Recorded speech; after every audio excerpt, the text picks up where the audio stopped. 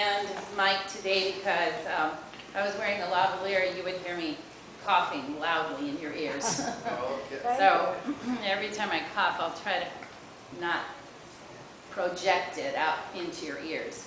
I went to a conference last weekend which was called the Winter Talk. The Winter Talk was a time for the disciples who were interested in finding out more about how we can kind of eradicate the results of the doctrine of discovery and many other things that came out of that from our theology at least, and hopefully from our ministry, so that we can reach to the Native American population and indigenous people around the world with a little more integrity. I'll be talking a lot about this later, and there will be an article in the newsletter for next month. But since we're talking about life today in some ways, and since we're also looking for clarity and truth, I brought some things here that represent a sacred space for Native people here in this continent. And so I'm going to take just a minute to light these candles, and then I'll be back to tell you what I've done.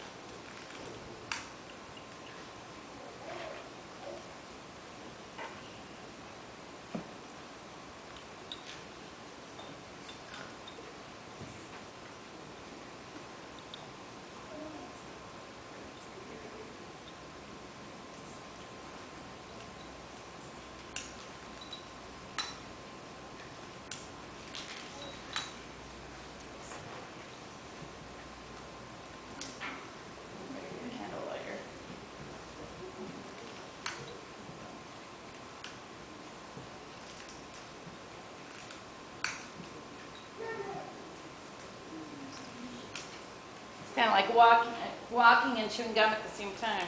Yeah.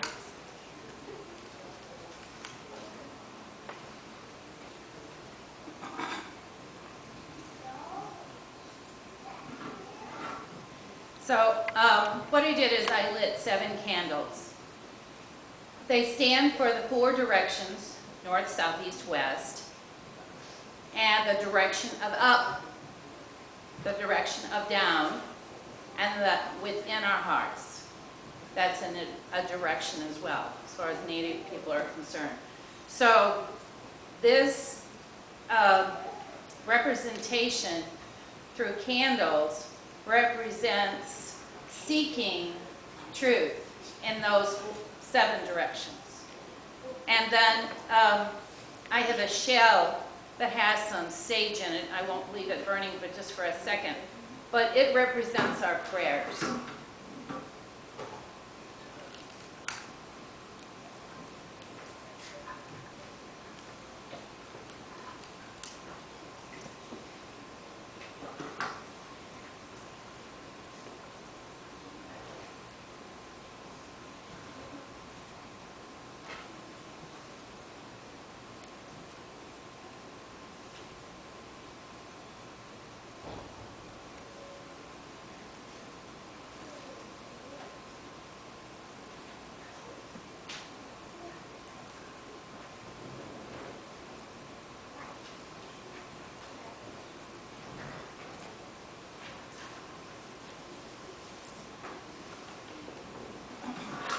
I don't know whether Native people are thrifty or what, but they always put out the sage when they're done with the prayer time.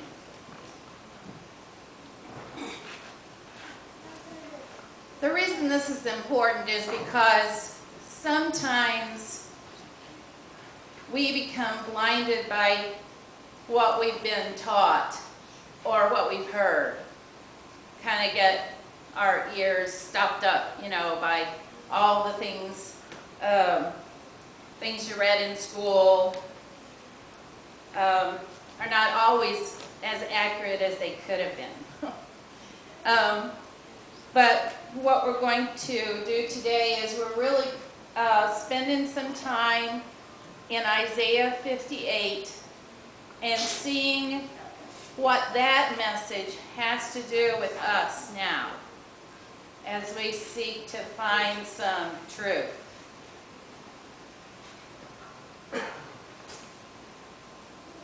Shout out. Do not hold back. Lift up your voice like a trumpet. Announce to my people their rebellion, to the house of Jacob their sins. Yet, day after day they seek me and delight to know my ways, as if they were a nation that practiced righteousness and did not forsake the ordinance of their God. They ask of me righteous judgments. They delight to draw near to God. Why do we fast, but you do not see? Why humble ourselves, but you do not notice? Look, you serve your own interests on our fast day and oppress all your workers. Look, you fast only to quarrel and to fight and to strike with a wicked fist. Such fasting as you do today will not make your voice heard on high. Is such the fast that I chose, a day to humble oneself? Is it to bow down the head like a bulrush and to lie in sackcloth and ashes?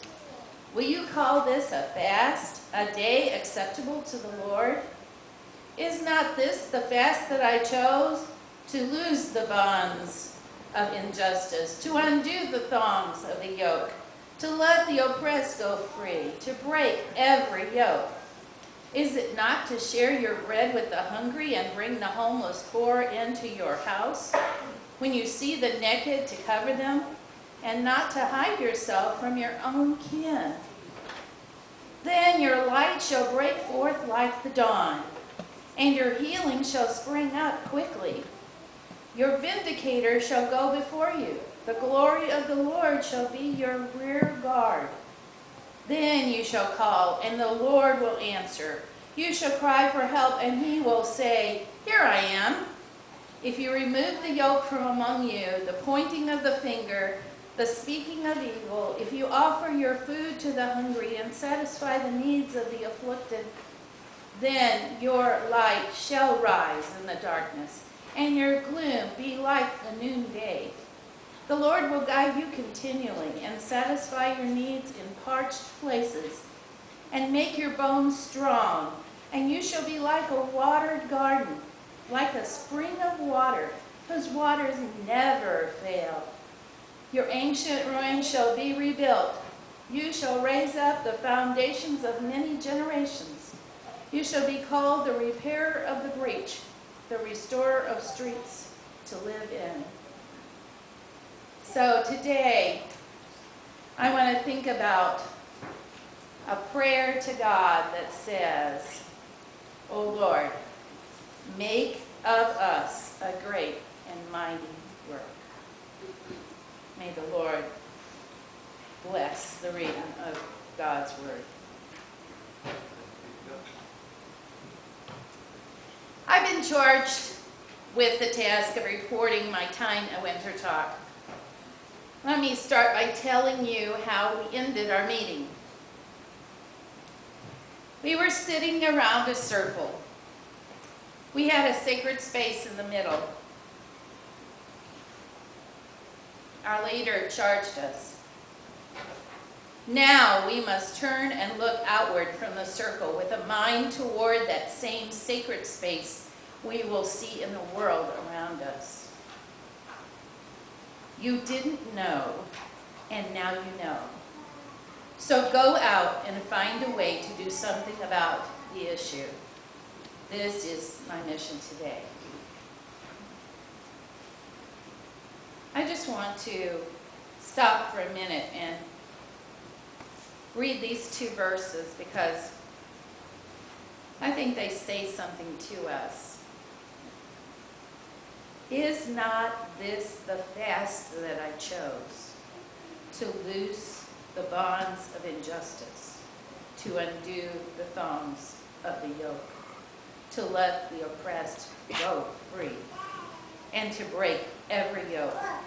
Is it not to share your bread with the hungry and bring the homeless poor into your house? When you see the naked, to cover them, and not to hide yourself from your own kin? You know, there are places where disciples minister to people who are in need as an intentional mission. Inman Center in San Antonio, Texas. I spent 17 weeks there. All People's Christian Center in Los Angeles. The Kansas Christian Home. It's been open since 1962. The Kentucky Appalachian Ministry, a cooperative of the Christian Church Disciples of Christ and the Home Mission Board. The mission of Southwest Good Samaritan Ministries is in Los Fresnos, Texas.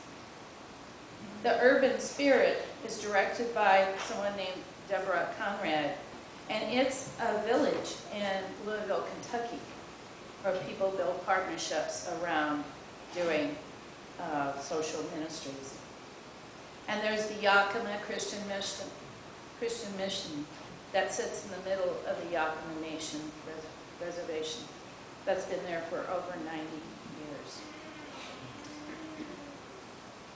The truth is, funding for these ministries from the General Ministry of Disciples was drastically reduced by a resolution in 2007 that limited funds that had previously been designated to the missions of ministering to people of color.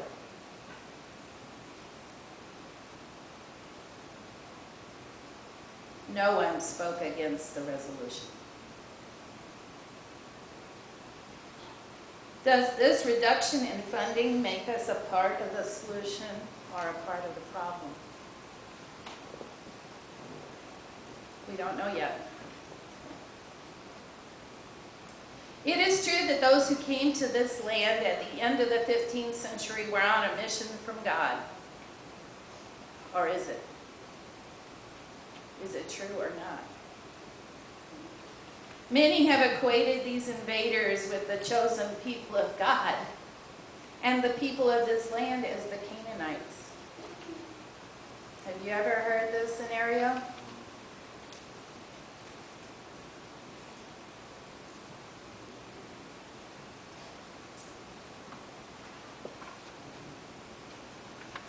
With the blessing of the religious leaders of the era and a newfound source of wealth and land, the doctrine of discovery was born and was implemented around the world, not just here. What does this have to do with me and you? Well, there was a ruling in New England in 2005 that this is how the judge ruled. In Oneidas, that's a tribal name, the Oneidas, versus Sherrill, New York, the ruling said, Native people have the right to occupy this land, but do not have the right to possession of that same land. They can live on it, but they can't have it. The laws of conquest are still embedded in the law of our land today. And it will take more than an act of Congress to get rid of it. Let's take St. Louis, Missouri. Okay, that's right here. That's not someplace else. That's not in New York. That's not out there in Indian country in Oklahoma. We're right here. See, the name of our city is Santa Luis. Santa Luis. He was the patron saint of the French discoverers, actually who were soldiers, not explorers, who brought monks here to save the heathen or relinquish their souls. That's a direct quote. They were to save the heathen or relinquish their souls. Do you know what that last part means? Kill them. They could kill them. So the monks would come out and make a declaration to the native peoples gathered in Latin. And if they didn't respond with a positive response, that they would follow God and give their allegiance to God, they were murdered. Here. Just on the bluff over there where downtown is now.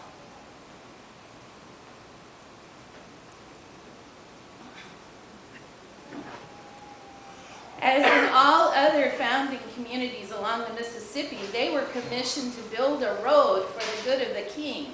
How do I know this? Because there's a street just a few blocks away that says King's Highway. You know, there's one on the east side too.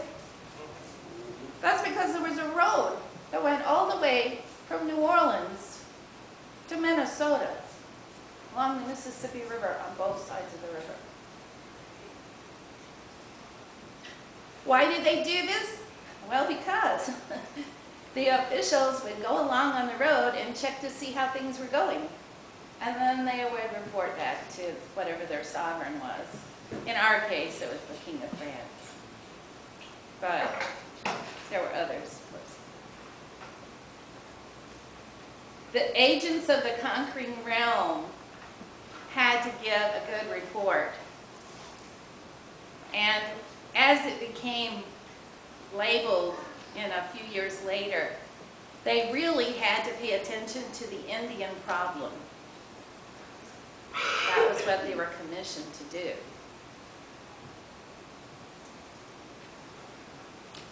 I want to read this sentence just perfectly because it's interesting.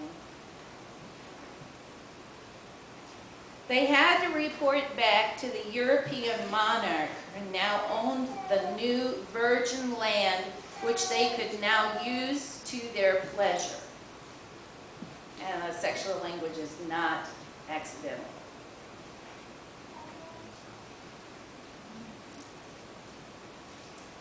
Truth-telling is hard, isn't it? In the case of St. Louis, natives did not actually live here. Do you know why? It was a backwater of the Mississippi. And there were huge pools filled with maggots and mosquito larvae. And people had malaria and dysentery and all kinds of nasty stuff who tried to stay here. But the French stayed here because their soldiers could get up on the bluff and see people coming up the river to try to get past here to claim lands that were farther north, and they would ambush them. So that just the French could go farther north. That's, you know, no accidents around here. The French settlements farther north are because of those soldiers being here.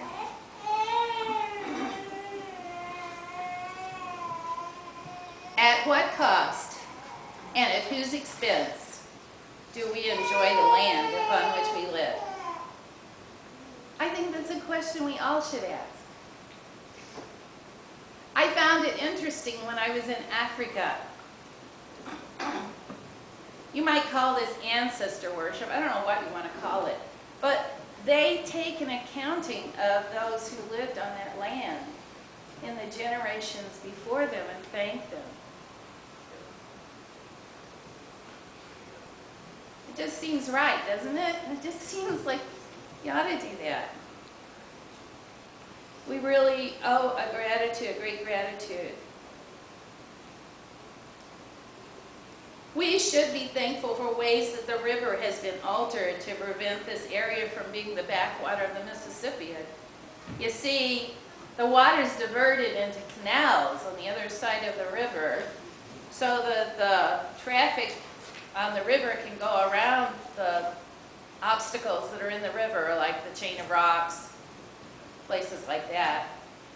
And you know what that means? In times of high water, the farmers lose their crops because of those dams and that configuration. And Corps of Engineers say it's a small price to pay. Truth telling is hard. Fortunately, the natives of this area were peaceable and trusting. They believed the treaty with the French. They believed them. The truth is most is harder than that, though, because what the treaty said is you can stay, you can live here, you can have commerce with the people,